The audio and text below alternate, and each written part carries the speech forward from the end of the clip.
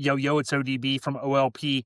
In this quick video, I want to show you an unboxing, probably I should say an unrolling of two banners that recently came in from one of my favorite brands, Hammered Weekend Wear. I'm going to show you the two new current pre-orders, pre-sales that are going on out there. So I've said this time and time again, it's getting harder and harder to come up with new concepts in our scene, right? In terms of merchandise. And Hammered Weekend Wear did it with the Urban Legend.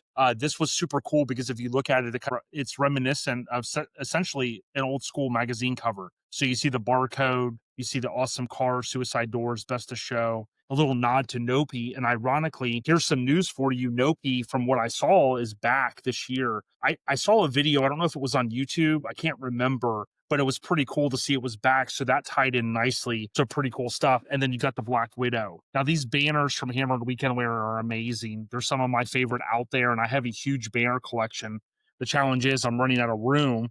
I probably have about 50 banners, and I literally have almost nowhere to hang them. So I've got to kind of figure this out. But man, these banners came out so nice. Now, keeping with the theme of this short video, those just came. You have a choice on their new pre-sale. So if you know the brand, every 2 months or so, they go on pre-sale, and you basically have this Dragon Ranger or the Rum Runner. So it's pretty cool. And when you go to their website, which I'll show you here, you essentially have Ryan McFadden's mini Truckin staple that represents the North and brings it all the way east and everywhere in between. And so pretty cool stuff there. You've got the bridge in the background, iconic design. Speaking of iconic design, you have the Rum Runner, which here is it's time to get tropical and relax in the Florida Keys. And what better way than drinking a Rum Runner while checking out the bodied grabber blue 4Runner sitting on KMC units. And what's super cool about what Hammered has done